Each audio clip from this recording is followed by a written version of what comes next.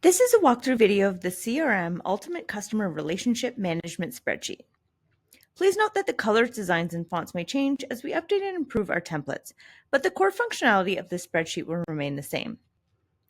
The purpose of this Google Sheet is to help you stay on top of your customer relationships, whether you're managing leads, clients, offers, meetings, or communications. This system is perfect for coaches, course creators, and service providers who want to streamline their entire customer workflow in one centralized place. This spreadsheet has 10 tabs in total. Let's walk through it step by step. The first thing you're going to do is head over to the Setup tab. As a quick overview, we're on the Dashboard tab right now. You can click on the CRM, and this is where we're going to enter all of our client information.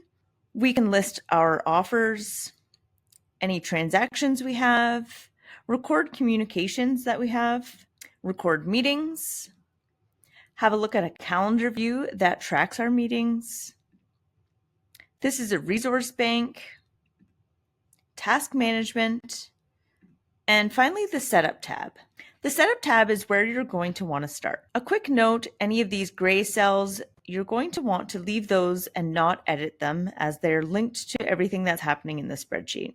Everything else you can link. So for example, this says preferred communication. As a base, we have email, phone, and direct message. You can add more to this list. There's time zones here, preferred contact times. This is where you're going to list your sales team members.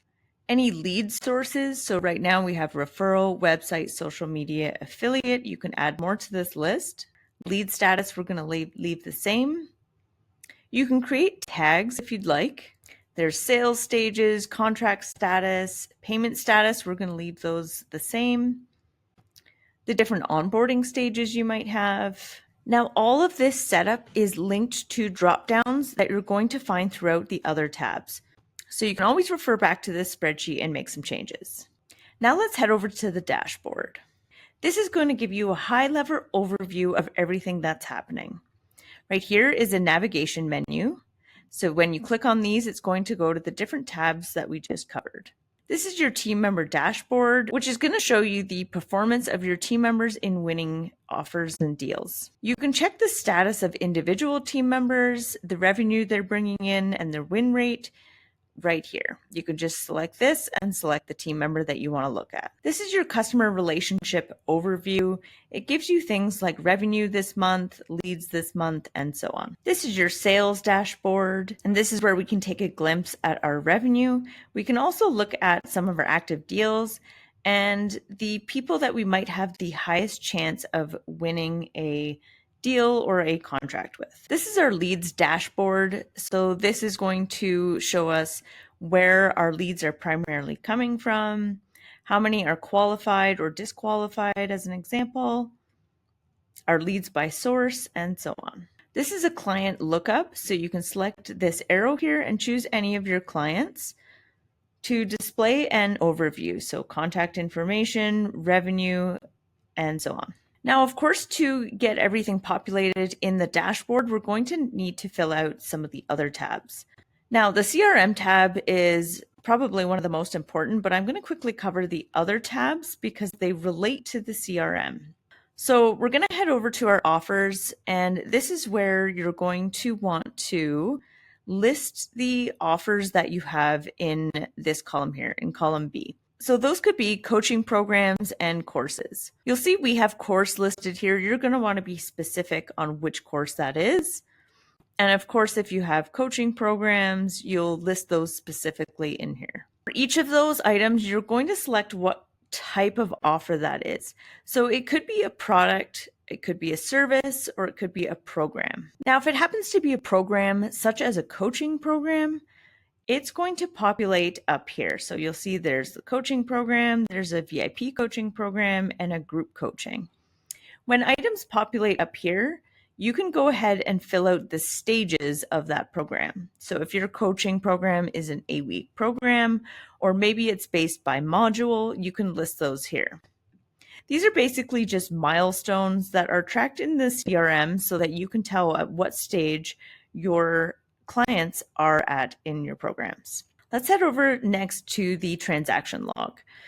Now, this, of course, is whenever you have a transaction happen, you're going to record them here. And it's going to automatically populate your CRM, which is the really cool thing about this. So that's why I wanted to show you all of these other tabs. So you can go ahead and record the date. You're going to use this dropdown and select the client name. Now, I should mention that although I've jumped to these other tabs, the first thing you do want to do before filling out the offers and transactions and all of those other things is head to the CRM and actually populate the name here. So you're going to put their first name and their last name, and that's going to automatically allow it to show up in these other drops. Now, to record a transaction, you can go ahead and double click on this cell here for date, select the date of the transaction, use the drop down to select the name. The email is automatically going to populate based on the name. Using this drop down, you're going to select the product or the offer, which of course is linked to this offers tab. So if the offer that you're trying to record here is not there, you're going to need to go back to that offer tab and fill it out. Now, the dollar value of that transaction is going to automatically populate here, again, based on this offers tab. If I go back here, we have filled out the prices for each of those offers. Now, you'll probably note a trend here that the colored cells are cells that have formulas in them and that are going to automatically populate for you. The white cells are going to be what you're filling in. Now, again, of course, these colors can be different, but just note that some of these cells have formulas in them. You can enter tax if that's applicable, and it's going to total here. You're going to select this drop down and select the payment method, and you're going to select the payment status here. Okay, next we can move on to the communication log. This is to track any communications you have. This could be really important for selling people on an offer, so through that sales process, or you could be wanting to track communications for a coaching program or some service or something else that you offer. So you're going to go ahead and select the client name. Again, this client name needs to be filled out in the CRM over here for it to show up. So if you don't have the person you want to track, make sure you go to the CRM. Double click on this cell and select a date. You can add your discussion notes. If there's a completion date that they maybe need to complete something by, you're going to want to record it here so that in your next conversation, you can follow up with them to see if they've completed the task that you had discussed. There's a note section here. And then this section is where you can search for communications by client name. So just use this drop down and select the client, and it's going to give you all the history of previous discussions. Next is the meeting tracker. So if you're meeting with people, you can simply, again, double click here, add the appointment date. The day of the week is automatically going to populate. You're going to put the start and end time in here, making sure that it's formatted just like these cells here. It's going to automatically populate the duration of that meeting. You're going to select the client name. This is if the meeting has occurred, you're going to track the date and time of the check-in. And this is to track the appointment status. So if you've confirmed it with them, if they've canceled, rescheduled, etc. Now, populating this meeting tracker is going to automatically populate the calendar for you. So over here, you're going to want to enter the month that you're looking to track. Here you're going to enter a time, and this is the time that your day starts, in particular for meetings. And whether you want your weekday to start on a Monday or a Sunday. Now for this view, it's showing you 7 days. It's showing you a week. And the way to change what week to look at is you're going to use these check marks here on the side for which week you want to view. So I'm going to uncheck this 17, and you'll notice that when I had checked this cell here, it switched it to February 10th as the week that we're viewing. Let's go back to the previous week that we had earlier, and you'll see that the meetings that we had in the meeting tracker are showing up here for us. If I go back to this meeting tracker, let's change some of these meetings. Let's change one of them to the 18th. We'll go back to the calendar view and you'll see that this meeting has moved over to February 18th. Next, let's have a look. This is a resource bank. This is a great resource to track everything that you need in your business. This could be email templates, product mock-up templates, your courses, any other materials that you might need. It could be, onboarding packages, offboarding packages, all of those things, even contracts that you might have for clients. You're going to want to keep all of those resources in one location as templates to use for future clients. Lastly, there's a task management tab. So in here, you're just tracking tasks for yourself that you want to keep an eye on, or you can assign them to your team members. Finally, let's head back to the CRM tab. Now you'll notice in here, it doesn't look like there's quite a bit of information, but there actually is, and it's hidden up here. These are collapsed columns. And the reason it's structured this way is so that you can have some more consolidated views of the CRM without having everything visible. Especially if you don't use some of these sections, you can keep it easily hidden. Instead of hiding columns, you easily just select this plus button, and it's going to open up for you. So you'll see this section is about client contact. So it'll be one of the first things you fill out. You'll fill out the first name, last name, and the date you've added them here. And then this section includes all their contact information like email, phone, address, website, the time zone, the preferred times they like being contacted, even the preferred communication. So for example, I can select this drop down here, and it actually allows you to select multiple methods. So if they do enjoy email, phone, and direct message, you can click all of those. If it's just email and phone, you can just select the two, and it will show you their preferred method. Preferred contact time, again, you can select multiple of these or just one. And again, if you want to have different contact times as drop-downs, you just head over to the Setup tab and you can easily edit those to how you like. You can include their birthday here in case you do something special for client birthdays. And you're going to enter the account manager, so the person that's looking after this client. And it could be just yourself, and that's fine too. You can head to the Setup tab and just edit these to include your name. And if you have team members, include their names as well. I'm going to hide that one. I would imagine you would go ahead and fill those out. You don't need to see that information all the time. So just clicking this negative button is going to consolidate that view, and you can move on to the next one. So lead management. Now this is tracking the lead status. So are they a new lead? Are you nurturing them? Are they qualified as a lead or disqualified? So you can go ahead and make those selections here. The lead source, so where did you get that lead from? Again, all of these drop downs can be edited as long as they're not grayed out in the Setup tab. The tags or categories, you can edit those yourself as well. And you can also select multiple tags, just like some of the other drop downs. Not all drop downs allow you to do that, but some of them do. Now there's a couple sections you can leave notes. In the leads section, there is this notes column, which could be very important for when you're pursuing that lead.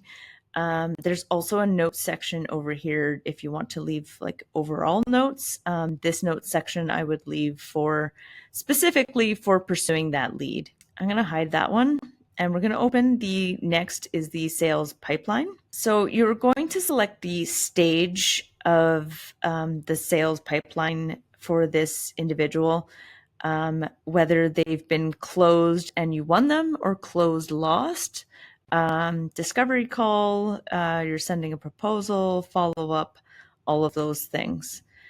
The probability of close, you can select that as well. So whether that's low to high probability of close, and the deal value. So looking at the offers that you have, if you think you can get them into your higher offers or your lower offers, you can enter in the value that you think that client is potentially worth. And then if you get them closed, you can enter the date here. I'm going to collapse that and move on to the next one is program information. So in here, if they're signing up to one of your programs, you can go ahead and indicate that here. Now, this is only for your programs. If they are purchasing services or courses, that's going to show up in the purchase history, but it's not going to necessarily track it as a program. This has more information here because you could be onboarding them. You're tracking them through a program to see their progress and that sort of thing. Everything else will show up just under purchase history and what programs they have purchased from you. So you can go ahead and select the program. The payment status, if you'll notice, these cells are colored. That means it is pulling automatically from that transaction log that we showed you earlier. Now you can see that these first two people, they have paid. You'll notice transaction missing. So we've set this up just in case it can't find these programs here. I just left this intentionally to show you that that is set up. And the reason this isn't pulling is because it's likely that they didn't actually purchase this VIP program. So if we go over to see, this is Jim Halpert, and we can go to the transaction log and find Jim Halpert. He has purchased the coaching program and it's been paid for. So let's go back to the CRM and right. So we have coaching program VIP. So he actually purchased the coaching program that's not VIP. So we're going to switch that and you'll notice it has switched to being paid. So if you see that warning, that's what that means, is that it's you either have the wrong program here or it's even missing from the transaction log completely. Next is contract status. So if you're sending out a contract to them, you can select the status of that. So whether it's been sent or received or some of these other options. If there's no contract, you can just go ahead and select NA. This is where you can actually link the contract. So when we talked about the resource bank over here, you would, for example, have a template for your contract listed in here. So you would open that contract up, you would make edits to it, and you would save it specifically for that client if it, say, has their name and information in it. And you can save it to a cloud-based drive. We like to use Google. And you can link that contract right here so that you always have access to it. And so you're going to right click and go insert link, and you're going to paste the link right there up above. Okay, next is client program status. So whether they are actively in the program, are they completed the program, maybe they're paused or not completed, you can go ahead and update that there. You can update the onboarding stage. So when you're welcoming them into your program, maybe you've sent them their onboarding email, so you can indicate that here. Some people would use a client intake form. So you could set up a form that is collecting information from them, maybe about the stage of where they're at in their business, or maybe their stage at the niche that you offer them, and you're collecting that information. So you could say that you've received that information from them. Maybe they need to have like an initial call from you, and then you can indicate when onboarding has been complete with that person. We have program start and end dates here that you can enter, and you can use this drop down to indicate at what stage the program is at. So if you recall from the offers tab, I'm going to head back there. Remember, we entered our programs here. And if it is a program, it's going to show up here. And we had the week 1 through 8, or maybe your program has modules. That's what's going to show up in this drop down over here. So I've gone back here. So you'll see that some people have, week, and some people have module. That's because it's tied directly back with this program here. So with the coaching program, it's specifically an 8-week program. That's why those show up there. This coaching program that's VIP, it's based on modules, and you can again set that up how you want in that offers tab. but that is why it's displaying like that. Okay, I'm going to collapse that one and move on to the next, is communication. Now, this one is colored out because it is strictly pulling from the communication log that we showed you over here. So I'm going to flip back quickly just to remind you that we're entering in things that have been discussed, if there was completion dates, etc. This is the date that the communication occurred. And so this information is being pulled over to the CRM. So if I go back here, this is showing us the last date that we had communication with them. So that's really handy to show you if maybe too much time has lapsed between communication with somebody. You can go back and make sure you keep up to date with these people. Okay, so I'm going to collapse the communication. And next we can open offboarding.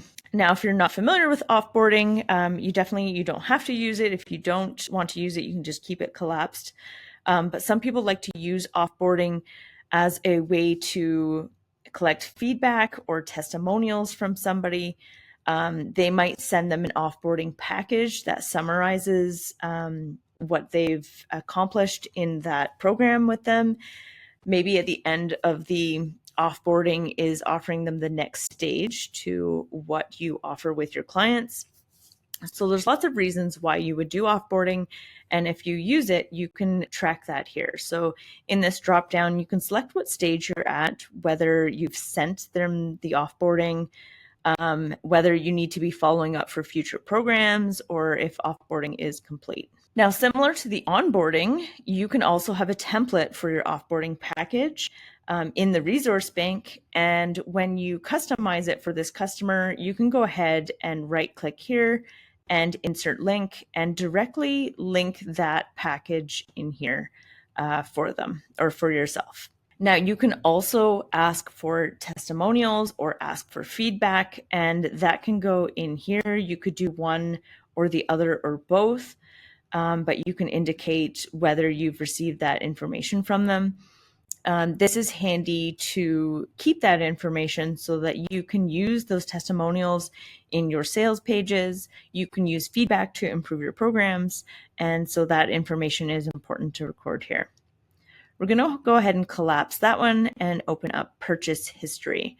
So this one is, again, these are colored cells. So that means there's a formula that automatically pulls, and it's going to show us all the programs that this person has purchased in the past. So if we look at this one's Steve.